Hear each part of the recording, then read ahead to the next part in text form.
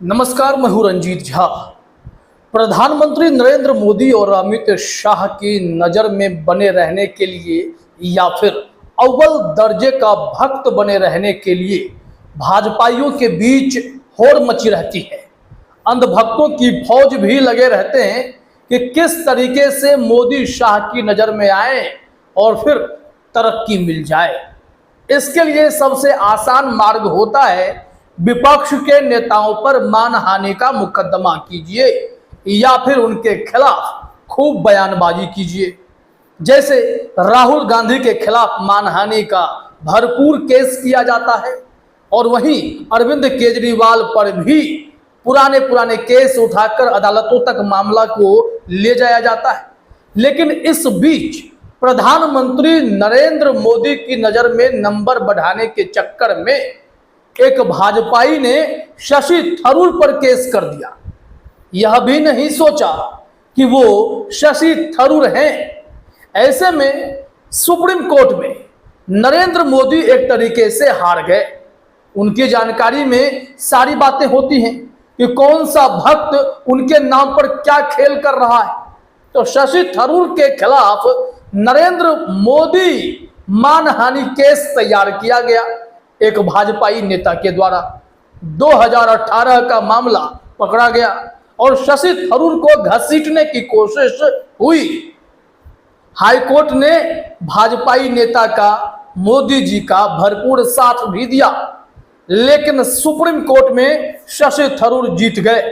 दरअसल प्लानिंग यह थी कि शशि थरूर जैसे बुद्धिजीवी नेता को संसद में आने से रोक दिया जाए। इसलिए मानहानि जैसे केस को तुरंत सामने लाया गया, जिस केस में कहीं दम भी नहीं है। हालांकि इस केस में शशि थरूर को निचली अदालत से थोड़ी राहत जरूर मिली थी, लेकिन इस केस को खत्म कराने के लिए उन्होंने दिल्ली हाई कोर्ट का दरवाजा खटखटाया था। वहां पर दिल्ली हाई कोर्ट ने तो शशि थरूर का केस देखते ही, मोदी जी का नाम जुड़ा हुआ देखते ही तुरंत कदम पीछे खींच लिए और इस केस को खारिज करने से मना कर दिया और स्टे तक नहीं दिया। लेकिन जैसे ही मामला सुप्रीम कोर्ट पहुंचा है, वहां सुप्रीम कोर्ट में शशि थरूर के लिए बड़ी राहत सामने आई और वो नेता जो शशि थरूर की सांसदी छीनने की फिराक में लगा हुआ है और मोदी जी के आगे हीरो भी बनना चाहता है, उसकी एक तरीके से बुरी हार हुई है। ना सिर्फ उसकी हार हुई है, बल्कि मोदी जी की भी इसे हार ही मानी जाएगी अगर फिलहाल स्टे लगा है, आगे चलकर इस केस को ही खत्म कर दिया जाता है तो। क्योंकि जज साहब ने खुद ही कहा है, इस केस में भाई किसी को आपत्ति ही क्यों हो रही है, इसे आप पॉजिटिवली भी तो देख सकते हो। शशि थरूर पर आरोप यह लगा कि वो नरेंद्र मोदी को लेकर एक अपमानजनक शब्द का प्रयोग किए हैं, जिसे एक मेटाफर के तौर पर कहा जाता है स्कॉर्पियन ऑन शिवलिंग, शिवलिंग पर बिच्छू। पूरी रिपोर्ट अब हम आपको बताते हैं। कल ही इस मामले पर फैसला आया। सुप्रीम कोर्ट ने 10 सितंबर को कांग्रेस सांसद शशि थरूर के खिलाफ आपराधिक मानहानि की शिकायत पर कार्यवाही पर रोक लगा दी, जिसमें उन्होंने 2018 में प्रधानमंत्री नरेंद्र मोदी के बारे में की गई शिवलिंग पर बैठे बिच्छू वाली टिप्पणी को लेकर शिकायत की थी। इसमें जस्टिस रॉय और जस्टिस आर महादेवन की पीठ केस की सुनवाई कर रही थी और उन्होंने जैसे ही देखा कि इतना तुच्छ मामला मेरे पास आया है जहां पर शशि थरूर की कोई गलती नहीं है, तो भी दिल्ली हाई कोर्ट ने शशि थरूर को राहत तक नहीं दी। वो हैरान थे। कहा जा रहा है कि शशि थरूर ने ही दिल्ली हाई कोर्ट से याचिका खारिज होने पर सुप्रीम कोर्ट में इस केस को चुनौती दी थी कि मुझे राहत दे दी जाए। कहा जा रहा है कि थरूर की ओर से पेश हुए वकील मोहम्मद अली खान ने कहा कि उन्होंने 2012 में द कारवा पत्रिका द्वारा प्रकाशित एक लेख से केवल उद्धरण दिया था, जिसमें एक अनाम आरएसएस नेता द्वारा कथित तौर पर नरेंद्र मोदी की तुलना शिवलिंग पर बैठे भिक्षु से की गई थी।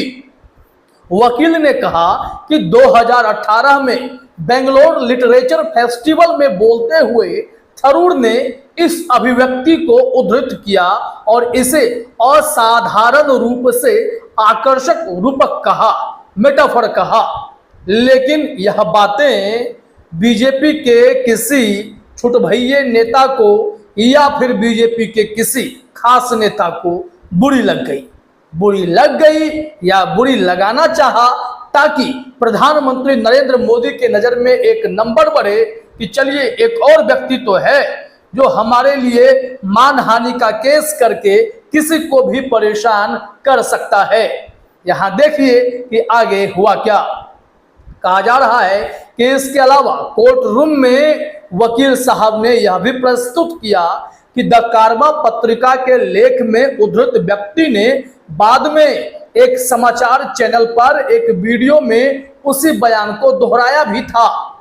वकील ने तर्क दिया कि जब 2012 में यह टिप्पणी की गई तो उस वक्त वह हानिकारक नहीं था, अपमानजनक वह टिप्पणी नहीं थी, लेकिन 2018 में जब इसी बात को शशि थरूर ने दोहरा दिया तो यह अपमानजनक कैसे हो गया, यह समझ से परे है। अब यहां पर यह सवाल जो है बहुत ही गंभीर उठ गया कि कोई आरएसएस का नेता बोले, बीजेपी का नेता कुछ ऐसा बोल दे, कोई मेटाफर बोल दे तो वह बहुत ही सम्मानजनक है, लेकिन विपक्ष के नेता के मुंह से कुछ ऐसा निकले तो वह बहुत ही अपमानजनक और हानिकारक हो जाते हैं। कैसे? यह भी बताया गया कि आपराधिक मानहानि की शिकायत भाजपा नेता राजीव बब्बर द्वारा दायर में ना तो पत्रिका को और ना ही उस व्यक्ति को पक्ष या आरोपी बनाया गया जिसने मूल रूप से स्कॉर्पियन ऑन शिवलिंग नरेंद्र मोदी के लिए कहा था। अब इस मेटाफर से भी दिक्कत। कई लोगों ने इस हियरिंग को देखने के बाद यहां तक कहा कि देश में इतने बड़े बड़े केस पेंडिंग है साहब, ये कहां आप शशि थरूर को इस स्कॉर्पियन ऑन शिवलिंग के केस में फंसा रहे हो? कोई तो सीमा होगी, यहां तो मजाक चल रहा है। अब इस बिंदु को देखने के बाद, इस दलील को सुनने के बाद न्यायमूर्ति रॉय ने भी अपनी प्रतिक्रिया दी। फैसला देने से पहले उन्होंने कहा कि यह टिप्पणी मूलतः एक रूपक थी, मेटाफर थी, जो उस व्यक्ति की अजयता को भी संदर्भित कर सकती थी जिसके बारे में बात की गई है। न्यायाधीश ने जज साहब ने पूछा, यह एक रूपक है ना, तो फिर इसे आप अलग तरीके से क्यों देख रहे हो? पॉजिटिवली इसे आप क्यों नहीं देख सकते? यह एक सवाल खड़ा हुआ। अब जब वकील ने जवाब दिया कि इसका अर्थ यह हो सकता है कि इसके साथ नहीं रह सकते, इसके बिना नहीं रह सकते, तो न्यायमूर्ति रॉय ने कहा कि रूपक को कई तरीकों से समझा भी जा सकता है।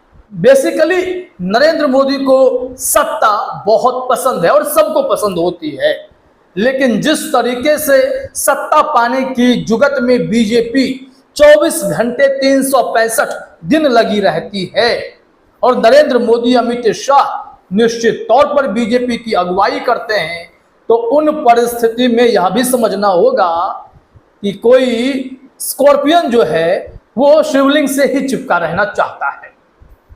अब यहां न्यायमूर्ति ऋषिकेश रॉय ने आश्चर्य व्यक्त करते हुए कहा कि मुझे नहीं पता कि इसमें आपत्तिजनक क्या है, किसी ने इस पर आपत्ति जताई ही क्यों है, उनका यह एक सवाल था। इसके बाद थरूर के वकील ने तीसरे व्यक्ति द्वारा की गई मानहानि की शिकायत को सुनवाई योग्य मानने के लिए धारा 199 सीआरपीसी के तहत पीड़ित व्यक्ति शब्दों के दायरे को बढ़ाने के लिए उच्च न्यायालय के फैसले पर भी सवाल उठाया कि एक तो दिल्ली हाई कोर्ट में जाइए, विपक्ष के अगर आप नेता हैं तो राहत की उम्मीद आपके लिए बहुत कम हो जाती है, और इसीलिए थरूर के वकील ने तीसरे व्यक्ति को भी यहां शामिल किया जो इसमें एक और शिकायतकर्ता बना बैठा था। धारा 199 सीआरपीसी की चर्चा होने लगी। कहा जा रहा है कि उन्होंने कहा कि किसी राजनीतिक दल के सदस्य कोई निर्धारित वर्ग नहीं है जिन्हें टिप्पणी के संबंध में पीड़ित पक्ष माना जा सके। ऐसे में कोई भी आकर कहेगा कि नरेंद्र मोदी को तकलीफ हुई है, केस मैं करूंगा, यह तो भाई पूरी दुनिया केस कर दे, जिसकी भी नींद खुले जाकर केस कर दो। आगे यह भी तर्क दिया गया कि थरूर का बयान सद्भावनापूर्ण आरोपण आईपीसी की धारा 499 के अपवाद 8 और 9 के अंतर्गत आता है। अब इस मामले पर स्टे लगाया गया है कि ऐसी कोई कार्रवाई शशि थरूर पर नहीं की जाएगी, इसमें आपत्तिजनक कुछ भी नहीं है। अब देखना यह होगा कि आगे इस केस को कैसे खत्म किया जाता है, क्योंकि पूरी तरीके से खत्म करने की प्रक्रिया अभी बाकी है, लेकिन इसे पहली जीत ही मानी जाएगी कि हाईकोर्ट केस खत्म करना नहीं चाहता था, लेकिन सुप्रीम कोर्ट में शशि थरूर को राहत मिली है और वहां भक्तों और मोदी जी के चहेतों की एक हार तो हो ही गई है।